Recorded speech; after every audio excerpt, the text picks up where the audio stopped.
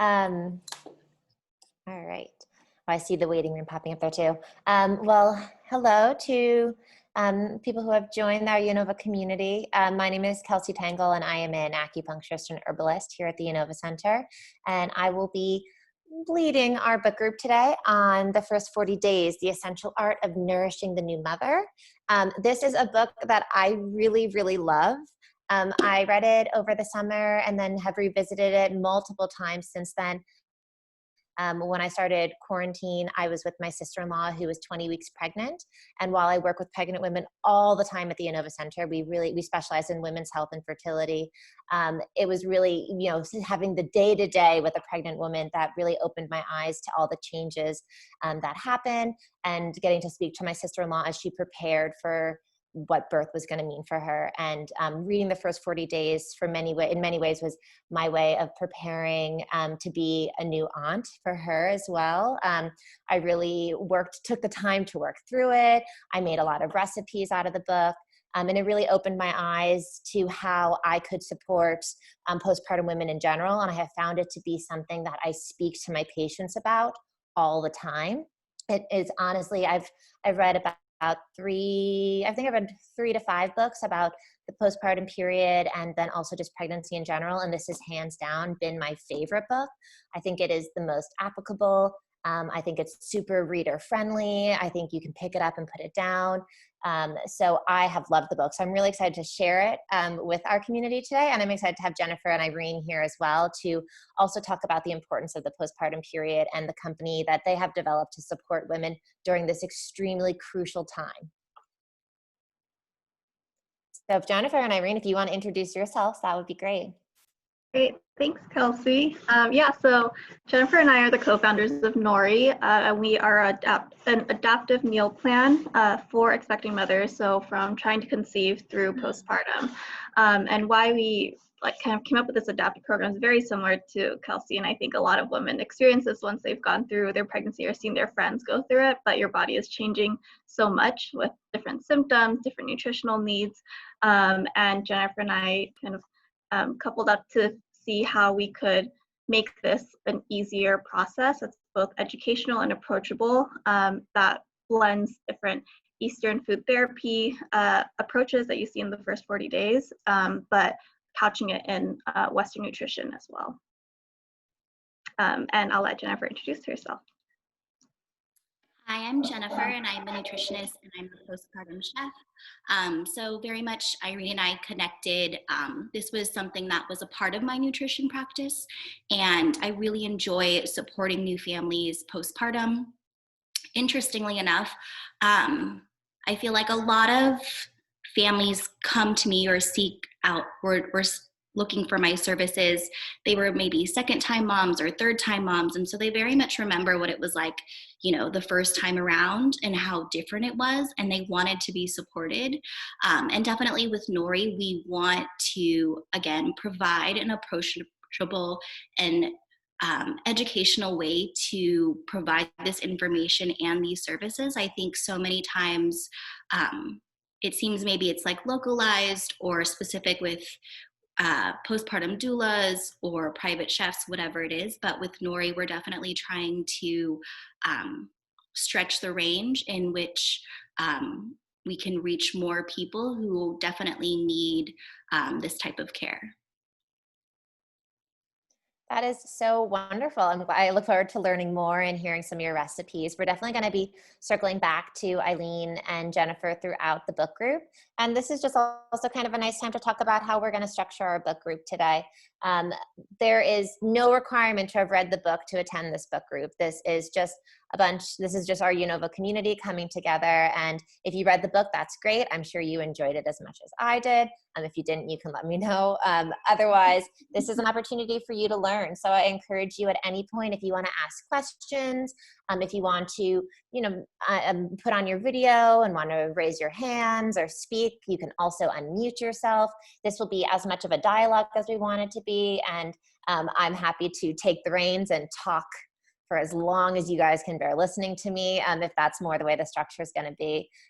So anyway, really works. I'll be opening up questions at any point, if no one answers them, I'll answer them myself. And we'll just keep a nice flow going throughout the whole conversation, okay? So the book, I should also mention that it was written by Heng. And I'm just going to open it up a little bit to show you. I feel like I'm doing like school story time. I'm like a virtual teacher nowadays. And it has a lot of wonderful pictures in it. The whole last like 100 pages is all recipes that are really easy to follow. There's lots of wonderful lists in the books, like things you could have in your pantry. There's lots of just pieces of wisdom on how to prepare for the postpartum period, questions to ask yourself, ways to have conversations with your partner. So what I'm really going to kind of do is kind of walk through the whole structure of the book. And please interrupt at any point if you would like to. So in Chinese medicine, we really value the postpartum period, like I was talking about. Chinese medicine really talks about living in harmony with the universe, living in harmony with nature. We call it living in harmony with the Tao. And we look at all these life changes as naturally occurring. There is nothing wrong or different or weird about having changes in our lives. And so we try to embrace them as they come. The same way we embrace puberty, we embrace being pregnant and childbirth and menopause, and we embrace the stages of dying as well. These are all naturally occurring phenomena within the course of our life. And so we want to live in harmony with them. So something that can happen very commonly, especially in our modern westernized culture, is that we don't take care of women during the postpartum phase of their life. And this can be extremely detrimental for women and have long-term repercussions as well. Not taking care of yourself postpartum can set you up for things like postpartum anxiety, postpartum depression, and it can also make it harder to get pregnant another time if that's something you choose to do. It can make your menopause more challenging. So we really want to take this opportunity to nourish women. And most other cultures have some form of postpartum ritual or period after giving birth. In Chinese cultures, they call it, which is, I'm going to butcher this, but I'm going to try it anyway, zuyutze, which basically translates to the passage, or it's also known as the sitting month. And traditionally, what you probably hear the most extreme version would be that postpartum, a woman is kept inside for the first month after giving birth. They close all the windows. They don't allow the woman to shower. And women really, her community just comes and supports her. So that's a little bit of the extreme version of it. And lots of cultures have that. They have different versions of this in Indian cultures, in Korean cultures, in Malaysia and Indonesia. Actually, in Korean cultures, have you heard of the idea of like having the 100-day birthday? That's really the opportunity where they welcome the baby into the community. Prior to that, the baby is really just kind of kept at home with the mother. And then they welcome them in. It's kind of really, it's almost a bizarre Western thing where we have everyone visit us in the hospital and everyone come into our homes. That's not really typically how that time is spent when you're really prioritizing what needs to happen, which is the mother recovering. So because I knew I was going to butcher saying Zuzuyu, the 40-day, the sitting month, I have a little video to show you, which is a woman saying it correctly. It's the actress from Crazy Rich Asians. And I don't know this TV show in general, but I'm going to let you watch it and you can kind of see how things are a little bit different. Okay, Emma, how do I share my screen? I don't think I've ever done it. Is there, Oh, I see it. Okay. Multiple participants, I can share. What do I do, Emma? Do I have to say multiple participants? I say one participant can share at a time. I think I go share screen. Oh, okay. Got it. I'll share my desktop. Cool.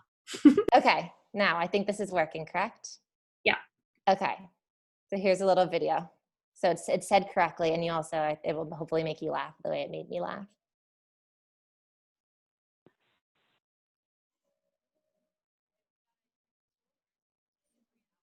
Oh no, I'm not able to hear the sound. Does anyone else? Oh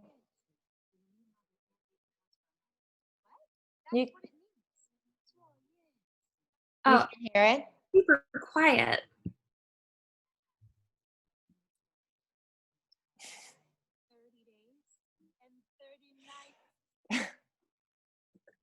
Okay, well, I'm sorry that you couldn't hear that. Here, I can stop sharing my screen too. Oh no. But sorry.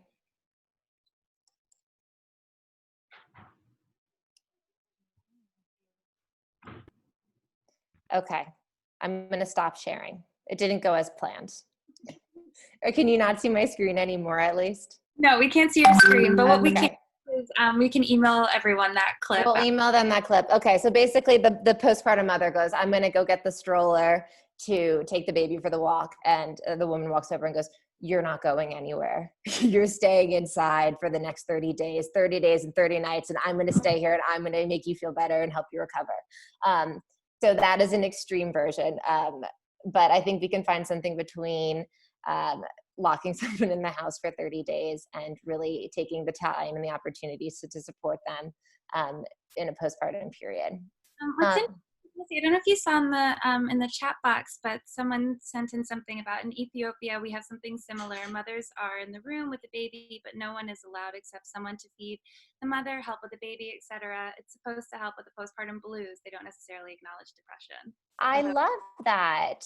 And if you ever want to unmute yourself and talk too, please feel free to share anything as well. But thank you for sharing that information. No, that's wonderful.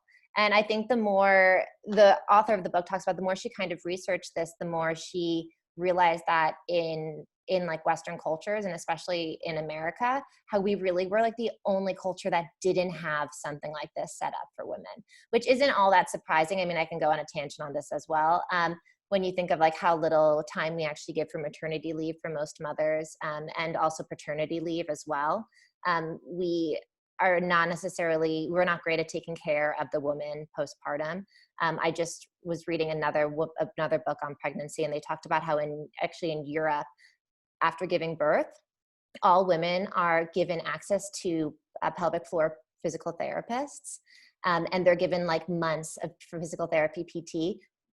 In the United States, we have one postpartum visit at 6 weeks, whether it's a C-section or a vaginal delivery, and that's it. There's no mention of pelvic floor PT. And even in the US, if you have like an ACL tear, you're gonna have a surgery and you're gonna have months of bi-weekly physical therapy for that recovery, but they don't talk about what happens to a woman and how the body recovers from a vaginal birth. So again, lots we can go into on that regard, but I really kind of wanted to stick to some of the wisdom and beauty of this book, and kind of some of the ideas where I thought of like how we could structure this conversation is that there are 5 wisdoms that the author really kind of comes back to, and what does it mean to take care of a woman in the first 40 days. So I'm going to share all 5, and then we'll go a little bit deeper into each one and what does it mean to support a woman during this time. And the first one is retreat, or traditionally it was called confinement, but it really is retreat, warmth, support, rest, and ritual.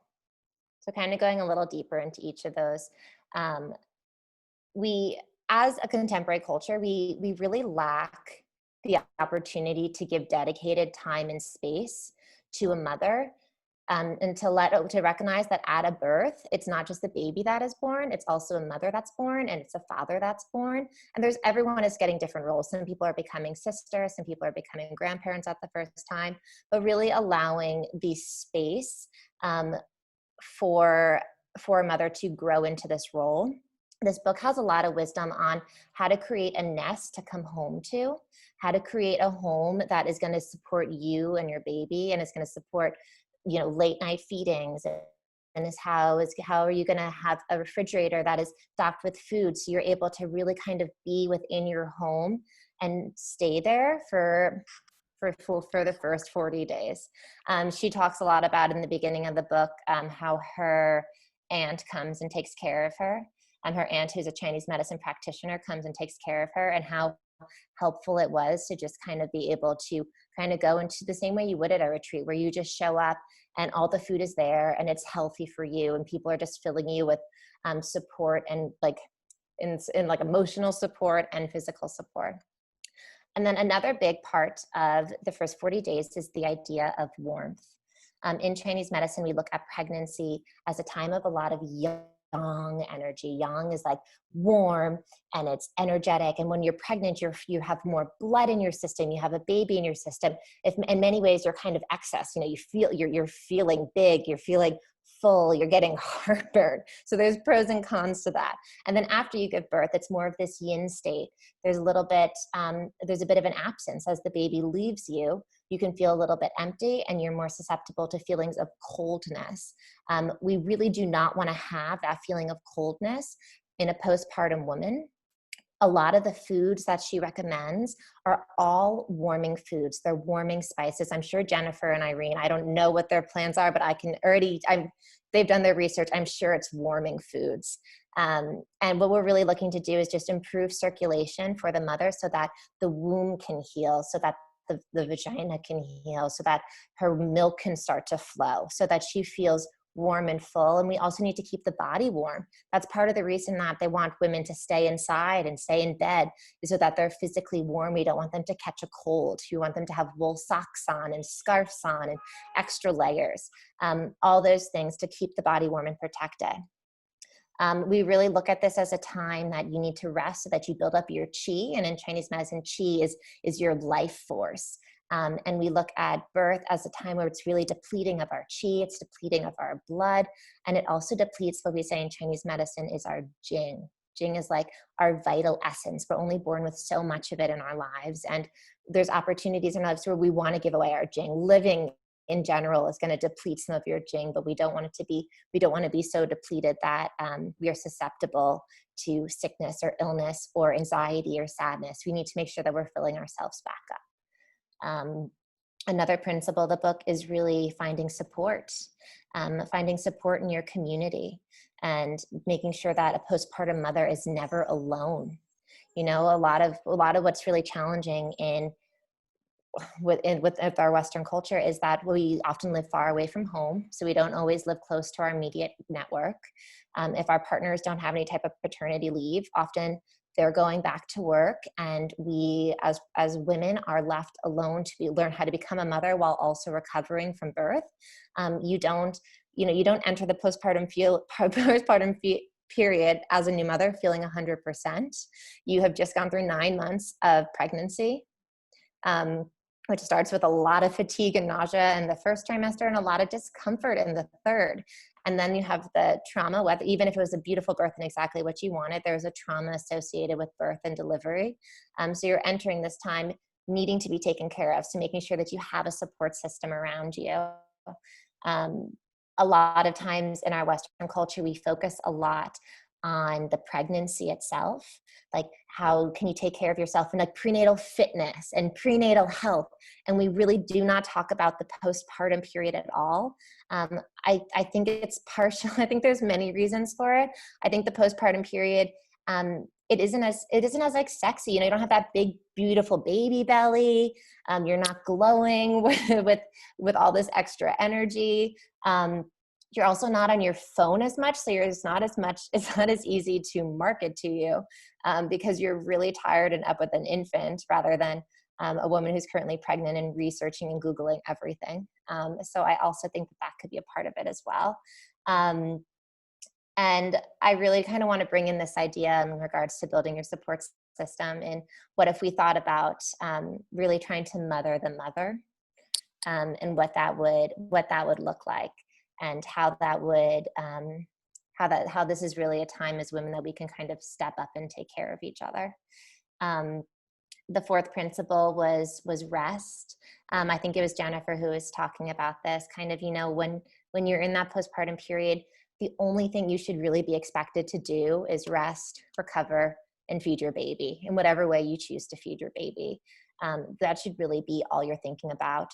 You shouldn't be worried about cleaning your house because your guests are coming over. You shouldn't be worried about what your hair looks like, or any other responsibilities. So kind of, you know, in preparation for this retreat you're going to have, making sure that then again, this book is so helpful and has so much just practical wisdom, things to just make sure they're in place. Have your email up that says like, I'm on maternity leave, and I don't know if I'm ever gonna, I don't know if I'm ever gonna get back to this email, or, I'll be checking email routinely, things like that. Really making sure that you have cleared the space.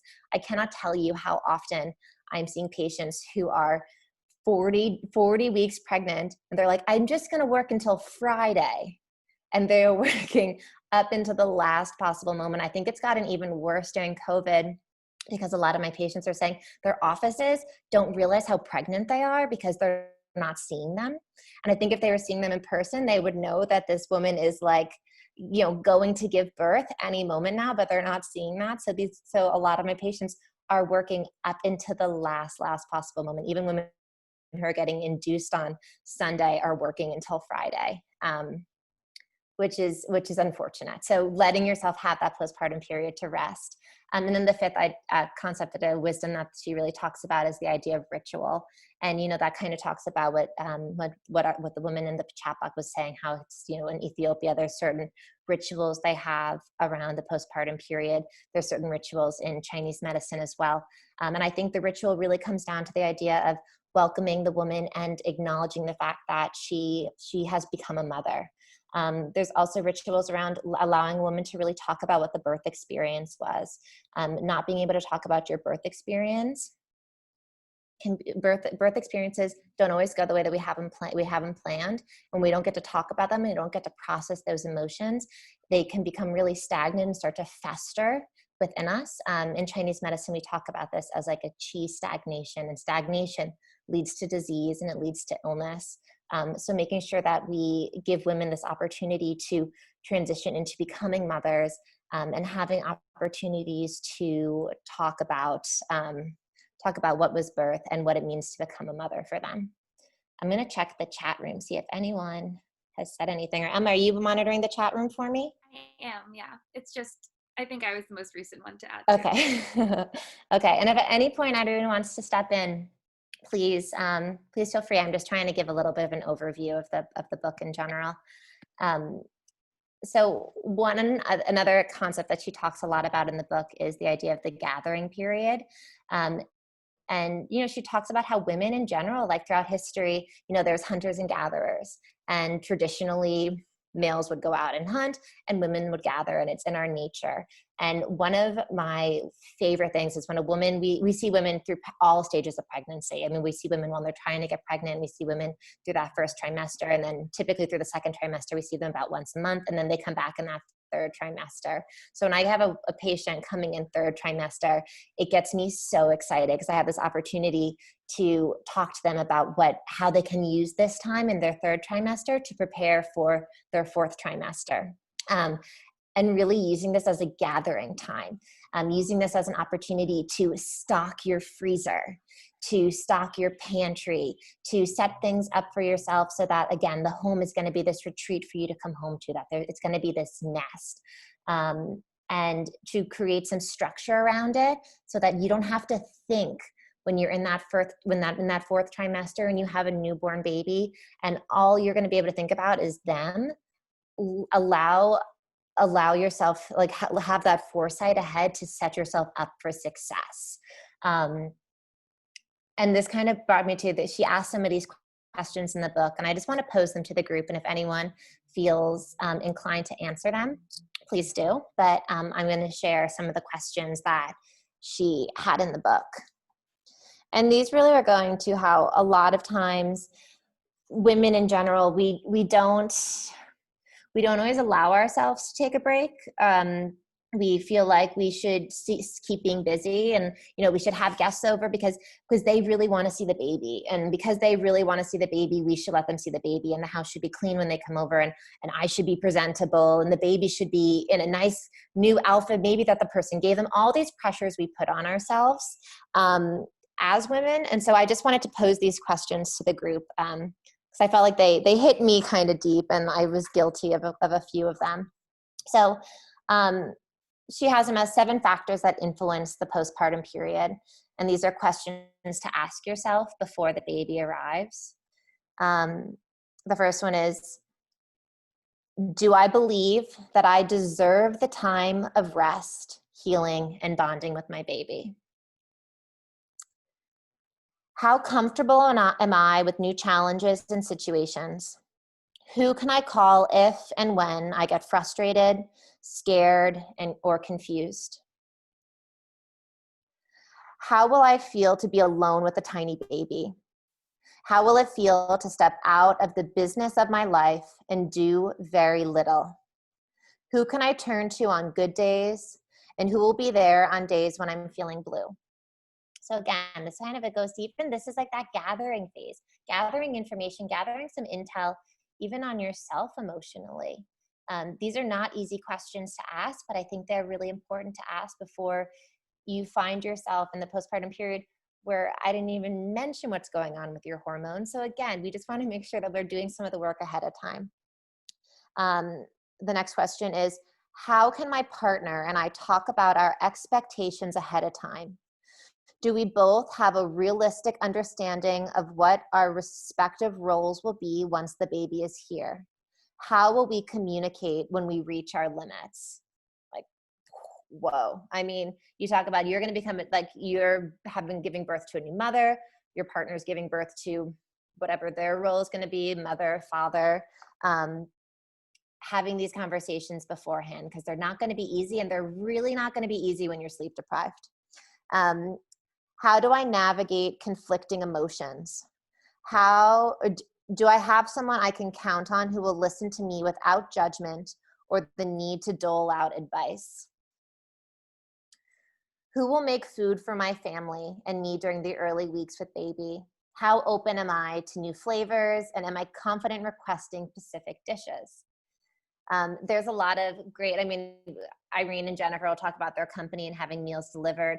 But, you know, having even meal trains set up. One of my girlfriends, she just, instead of having a baby sprinkle at her second child, she set up her friend set up a meal train for her. And she just had over a month and a half of just meals set up, arriving on Monday, Wednesday, and Friday for her. And kind of really, like, those are the things that are going to fall through the cracks. So, you know, being confident enough to ask people to take care of you, because people they want to take care of you. So giving them some guidance on how to do that. And then the last question was, do I have what it takes to ask for what I need? If not, how can I build the courage? Can I begin practicing now? And I think that's a really great idea. I think, again, as women, we tend to not want to be inconvenient, and we don't want to show weakness. And this is a time where we would benefit from asking for help, and our child would benefit from asking for help, and maybe our marriage or partnership would benefit from asking for help as well. So I found those to be questions that really hit home to me. I don't know if anyone else found any of those questions to be a little more poignant for you, or had any reactions when hearing them. But if you did, feel free to unmute yourself or talk, or right into the chat room at any point either.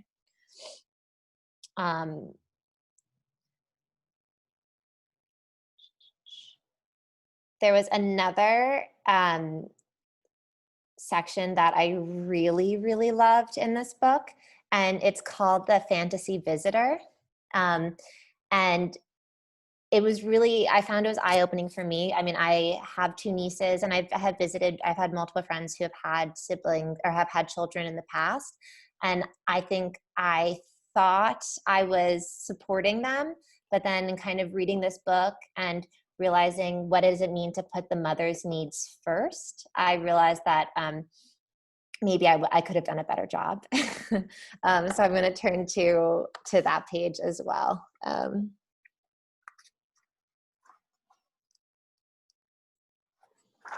So this is the fantasy visitor. They talk about in this book, again, kind of, being courageous and knowing what you want to ask for, and being okay to have a sign outside your door that says, I'm currently taking a nap. I can't see anybody right now. Like, I can't even imagine saying that. If someone comes to visit you and just being able to say, I'm sorry, I'm too tired, I can't see you right now. But you should feel like you have that ability to do that, because if this person is coming to see you with the best interest in heart, they would understand that what they really want is for you to be rested and taken care of. So some of the advice they have for the fantasy visitor is this kind of starting with the mother, be careful, just be be aware of who you're welcoming into your house. You don't have to welcome every single guest. Your energy is minimal. You don't have any extra to share. You're using it to recover and using it to take care of your baby. So don't just feel like you need to let anybody come in. And when you come in as a fantasy visitor, you should have talked to the mother beforehand. Ideally, you come in when she's all by herself, because we don't want a mother to be all by herself. So finding that window where you could support her during that time. A fantasy visitor never stays very long. They're not staying for 3 hours at a time. They're going to stay for about a half an hour to an hour. When they show up, they're going to have food for you, and they're going to take that food immediately to the refrigerator so that you can eat it. And there's going to be extra food there so that you can put it in the freezer for later. They'll immediately wash their hands, and this is something I thought was so great. They'll only offer to take the baby if the baby is being fussy.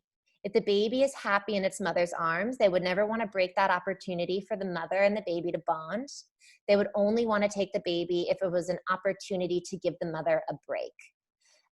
The fantasy visitor will also look the mother in the eye and make sure and ask her if she's doing okay. And really listen to whatever answer she gives, and allow the answer not to always be positive, and to ask again if you think that maybe there's a little bit more under the surface. One of my professors in college or in graduate school always used to say, and I'll add this to the fantasy visitor, they're always giving the mother a glass of water. Postpartum women, especially if they're breastfeeding, even if they're not, really need to be staying very hydrated, and it's very easy to forget about your own hydration when you're taking care of your child. So again, always making sure that even if they say they're not thirsty, just put a glass of water by them instead. So I found that to be something that was really helpful for me. And I thought back on, how I visited new mothers in the past, and even with the best of intentions, I wasn't necessarily a fantasy visitor. And I was grateful when I read this book, and I felt like when my sister-in-law gave birth, I showed up with 5 quarts of homemade soups. I was communicating with her when I was going to come and leave. I made sure everything was on her terms. If the plans changed at the last minute, I adapted to her plan. I actually went to visit one of my girlfriends who just gave birth about 3 weeks ago. I showed up to her house and I could see her napping on the couch through the window. So I just left the food at the front door and sent her a text. Whereas maybe in the past I would have knocked on the door and tried to come in to see her. This book really kind of gave me some insight into how that wasn't the best approach. So that's kind of a good outline on the book in general. It's about 100 pages of sort of how to approach the postpartum period and how to prepare for it. And then the last 120 or so are all recipes. I found the recipes to be great. And along with having recipes, they also have advice on how to stock your pantry and how to do things like have bone broths in the freezer. So I made a couple recipes from the book myself. She talks about kind of, using that third trimester to make a lot of broth. I have my own broth recipe. I started doing it in graduate school, so I call it poor girl bone broth, which is I get a rotisserie chicken in the beginning of the week, eat the whole rotisserie chicken, and then put the rotisserie chicken in a crock pot with some carrots, some onions, some celery, bay leaf, full pepper, and some salt. And then if I have ginger, I'll put that in as well. But I remember being in graduate school and reading how to make bone broth, and they were like, put an entire raw chicken in and then throw that chicken away and then put another one in. And I was like, I can't spend $20 making broth. So that's why I call mine poor girl chicken broth. So I always have broth in my freezer. And then the recipes from this book that I made were a chicken, red date, and goji berry soup. Red dates and goji berries are very nourishing for blood in Chinese medicine. I wouldn't be surprised if Jennifer and Irene have some of them in their recipes as well. I also made a C-section recovery soup that had a lot of warming spices in it, like turmeric and cardamom, and like lots and lots of herbs, like really, really dense flavors. And the foods in general that she recommends cooking with, they're going to be warm foods. They're going to be soft foods. Like postpartum, whether it's been a vaginal delivery or a C-section, your body and your intestines and your stomach, they're moving around. They're not at optimal digestive function at this point. So we want to keep these foods so easy to digest. Lots of kanjis are going to be in the book as well. And kanjis is a rice porridge. Now you could call oatmeal as a kind of kanji as well. And I actually have a lot of my patients who are giving birth in hospitals. I recommend that they bring instant oatmeal with them, so that they can have that postpartum, especially companies like Purely Elizabeth that has like chia seeds in it and lots of other great additions. Taking that into the hospital is going to be a nice easy meal instead of relying on the hospital giving you like cold cereal, which is like, no. So I'll have them bring that into the hospital instead. And other ones I made was a ginger fried rice. Again, rice so easy to digest, ginger warming, really gets the digestive function going. And I also make all my friends, and I send my patients all these recipes for date energy balls. And these are just kind of treats I like for them to have around for late night feeding. Because they're going to be up at all hours of the night. And my sister-in-law, before I gave her these date balls, I was like, these are for like when you're breastfeeding at night. She's like, great, because I had gummy bears last night at 3 a.m. So the most well-intentioned, well-educated women they're not thinking at 3 a.m. with their 4-day-old baby, and they're just going to eat whatever there. So how can we support them and make sure that the food's there and that they're set up for success? And they have these peanut butter oat balls that also have flax seeds in them, and the oats are going to help with lactation, and the flax seeds are going to be great omegas. How can we make sure that those are in their freezer so they're grabbing that instead of grabbing a gummy worm? So I also, along with giving soups to my friends, I'll also give them some energy balls as well. And I can send you some of these recipes, because I really like this woman, Detoxinista. She has a blog, and I think she has really good energy ball recipes. I've made quite a few over the years, and she has a really good like walnut date coconut one. And you really want to have a lot of good healthy fats postpartum as well. So hers are with coconut, shredded coconut and coconut oil and walnuts. Dates are really great as well. And so she has that one, and then a peanut butter oat one that's also really great. So those are great options, and patients can make those in the 3rd trimester as well. I had one patient who she's hooked on the peanut butter oat balls, and she had to make she was making like a whole batch a week and she thought she'd be prepping them, but she's like, I just keep eating them. So it's good to practice some of these recipes in that 3rd trimester, so you see what you like and you have everything ready for you during the postpartum period. Jennifer and Irene, I feel like this could be a great opportunity for you guys to kind of talk about what type of recipes are you preparing for women. And also, I'm curious, how does this food come to the women? Is it do you just heat it up? Do you add water? What's going on? I'd love to hear kind of your principles on what does it mean to cook for the postpartum woman, and then how does a postpartum woman consume these foods as well?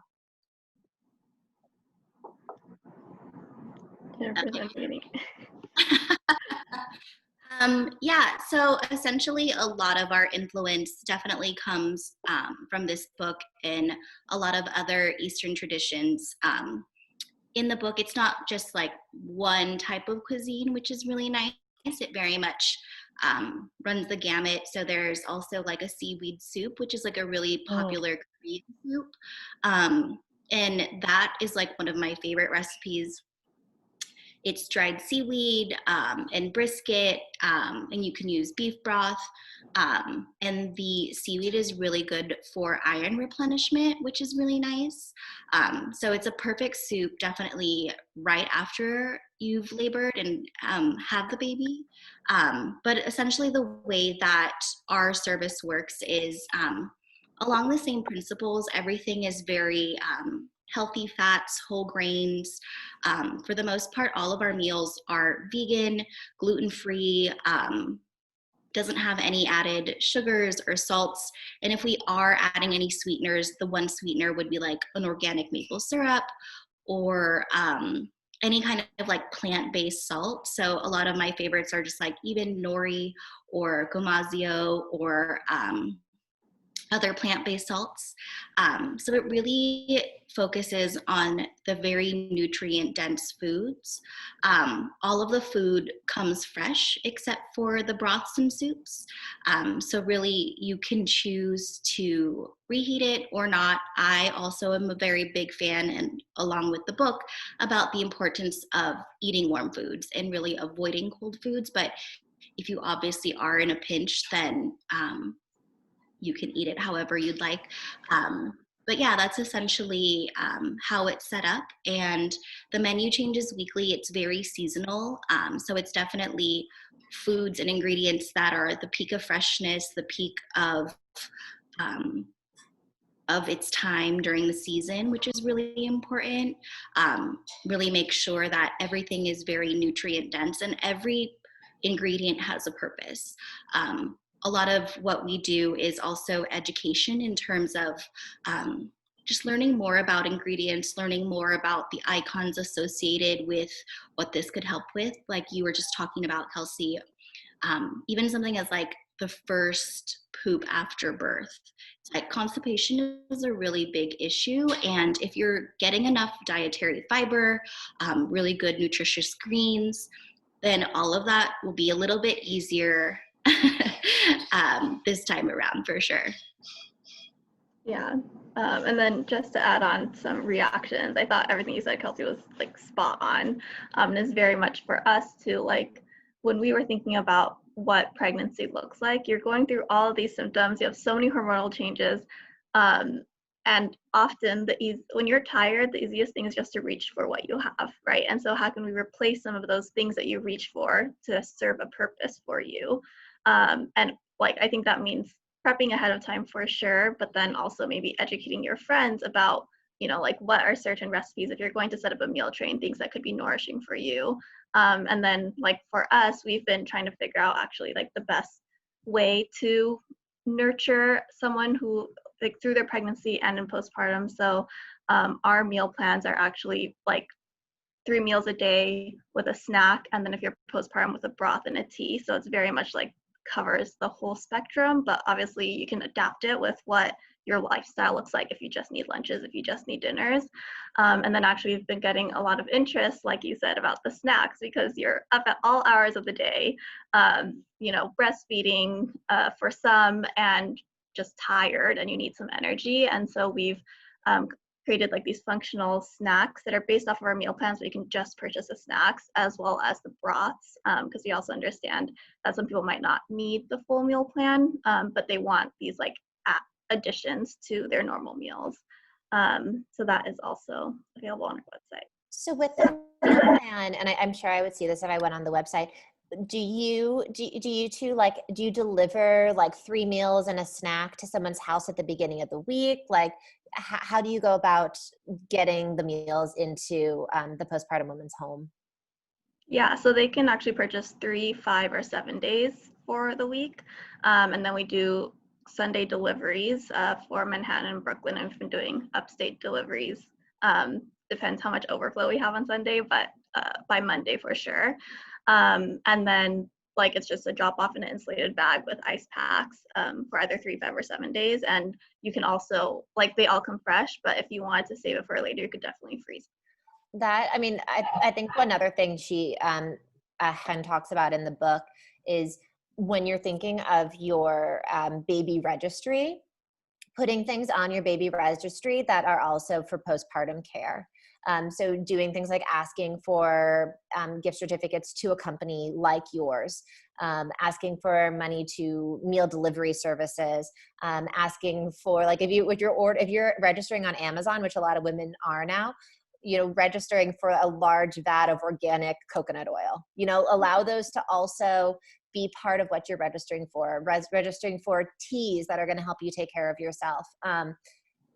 Setting yourself up for success. And I think like Jennifer and I read this, it's such a great present to give someone postpartum as well. So I hope that you're also reaching, like, I would imagine that your business has to be a lot of word of mouth as well. Mm-hmm. Like one friend finds it and then they're like, oh, this is my go-to present now for all my friends. Yeah. And we love actually reading the gift messages. really sweet. And a lot of them are like pooled friends that gift like a subscription even Mhm. or a few weeks worth. I mean, that's so great to know. I mean, I have so many of our patients in New York City. They're so busy. Like I say, these women are working up until 48 hours before their induction. And they're having partners who are also going right back to work, maybe 3-4 days afterwards. And, you know, they're not able to support in the way that maybe they would ideally like to. We have a lot of patients in New York City whose family lives abroad, and so they're not going to have any family there as well. So it's such a nice way to make sure that you're taking care of the mother.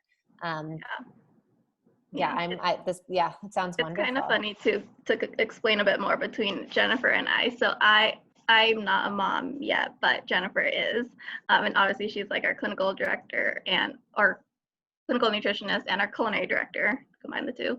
But I am very much that person that you just described, like overworked, Mhm.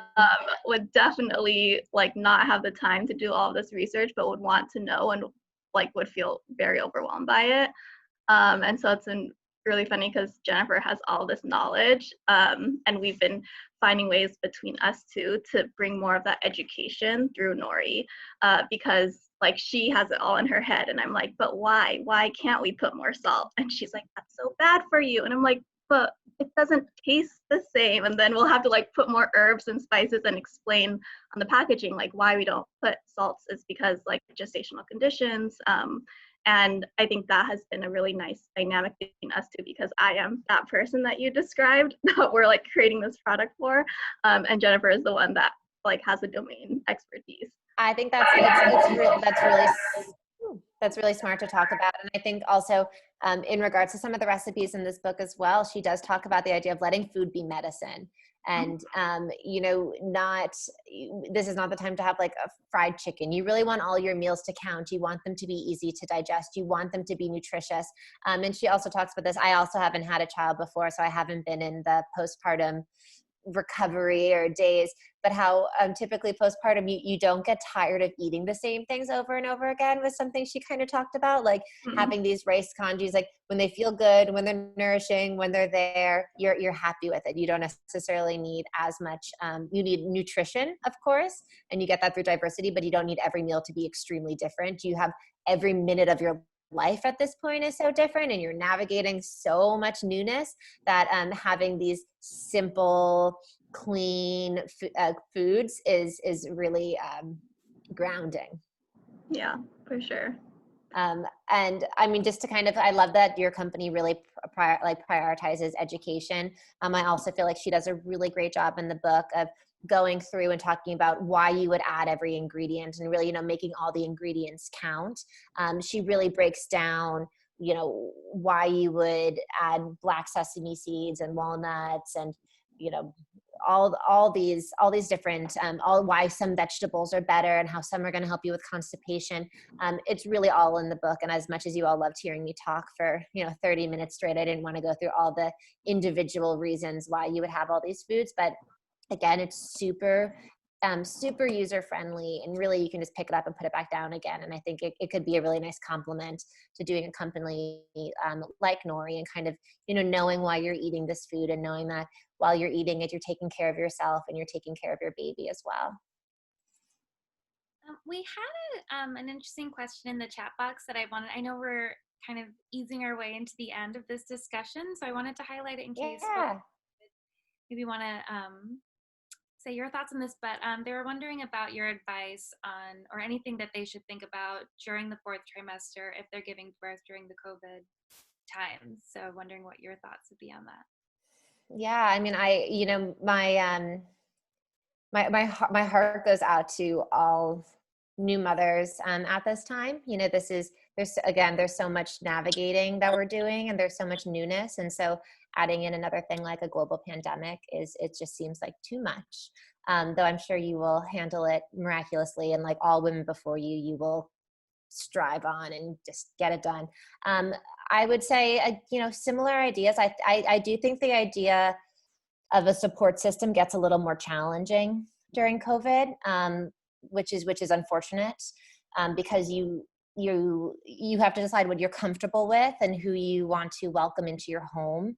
I mean, personally, I have a 3-month-old niece, and I haven't been able to hold her yet because my sister-in-law isn't comfortable with that, because I work in clinic and I take the subway, and that is the reality. And I respect that, that she doesn't feel comfortable with me holding my niece. And it's not, it would be selfish of me to assert what I want.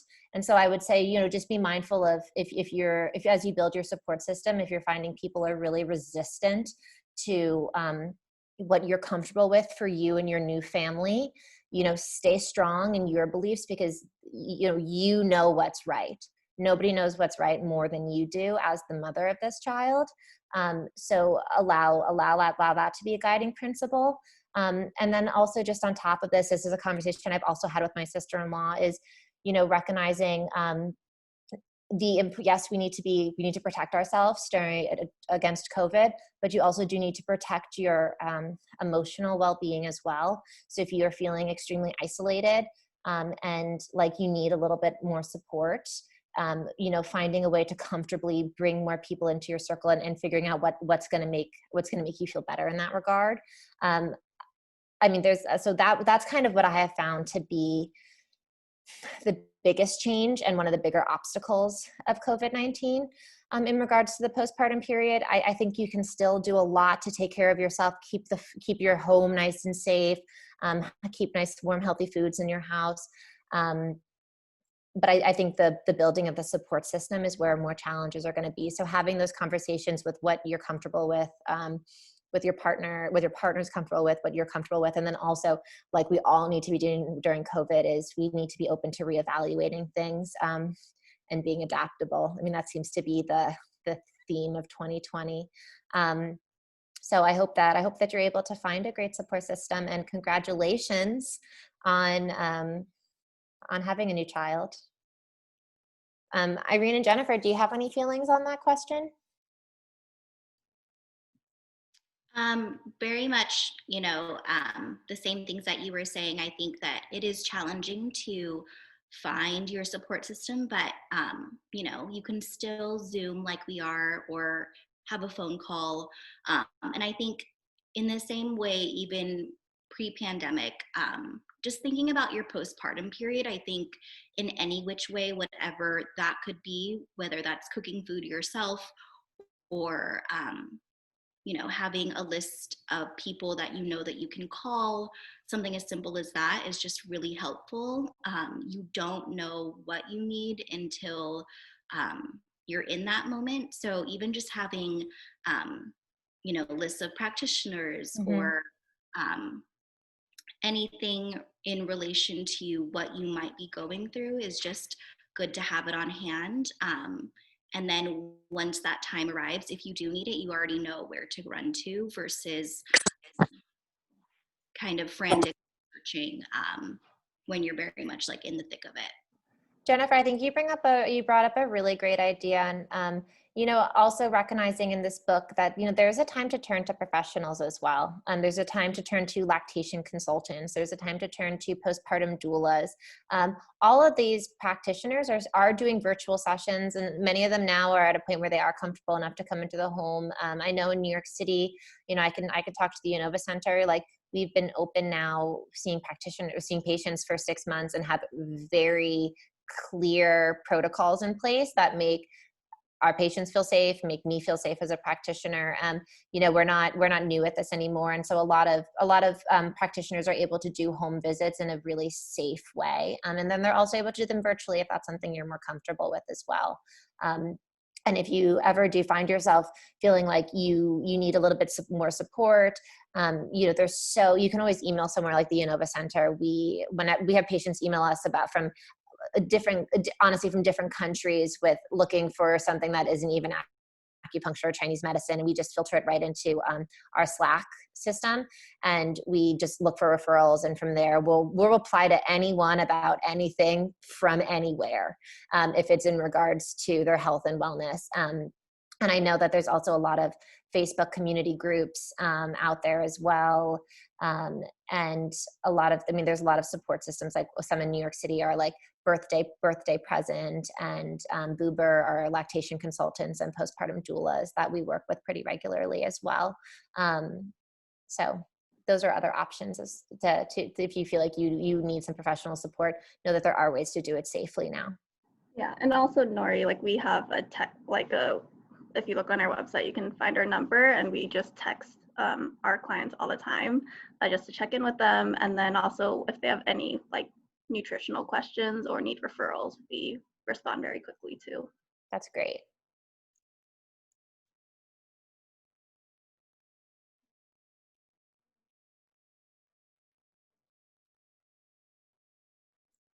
The last thing I'll add on the 4th trimester, giving birth during COVID, I've been hearing this from several of my friends actually that have either given birth themselves or their siblings.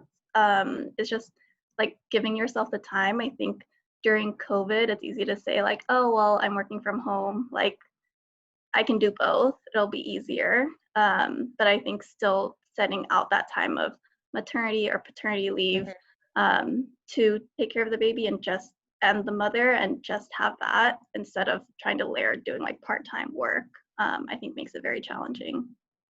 That's a really great point. I think it kind of, again, goes to this idea of that a lot of New Yorkers have and a lot of women can have. And it's like, I can do it, so I should do it. And it's like, no, you get to have this postpartum period. You really do. You get to recover. You get to just kind of focus on your health and your baby's health and bonding with your baby, because you only get those first 40 days one time with them. I also, my girlfriend who just gave birth to her second kid was working part-time by 2.5 weeks. When I saw her, she had 2 phones out and she was making it work, and she really did seem great, and she seemed at ease, and it didn't seem to stretch her. But I was like, "Are you working?" And she was like, "Yeah, I started working already." So I think you're onto something that women are also doing. Again, like I said, they're working to the end because no one's seeing they're pregnant to belly on Zoom, and they're starting right back up again.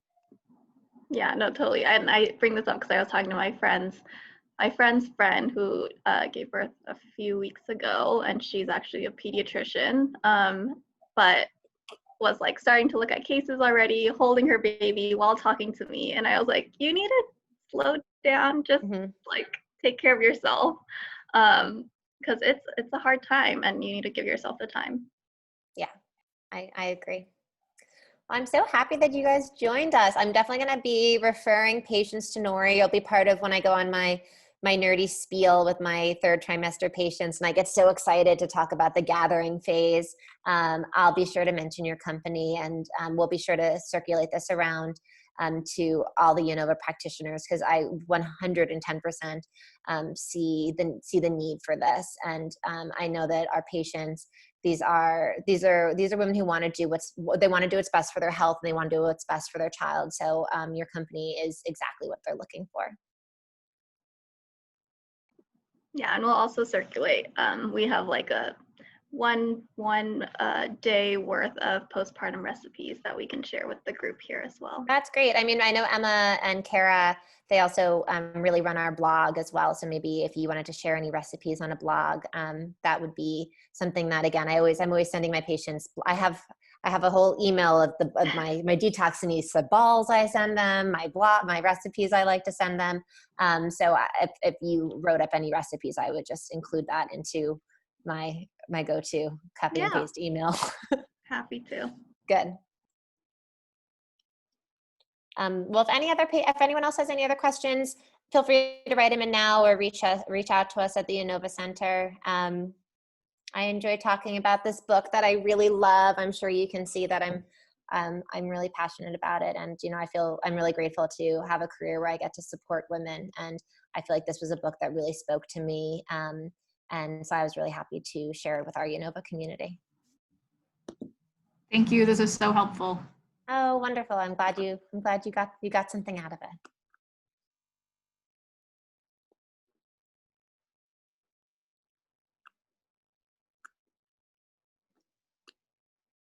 Emma, will you be sharing the recipes Yeah. that they mentioned? Okay, perfect. Follow up with those. Thank you.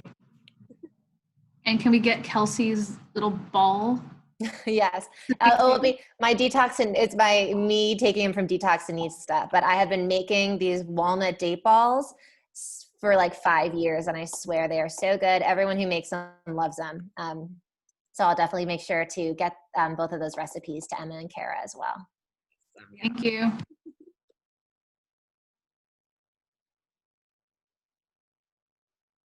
Well, great. Thank you, everyone. Thank you so much for joining us tonight for our book club. And we'll reach out shortly with those recipes and more information on Kelsey and Yinova, as well as Nouri. And yeah, we're so glad you joined us tonight. Yeah, thank you so much for joining, Jennifer and Irene. I really enjoyed learning about your company. Thank you. Thanks for hosting. Everyone.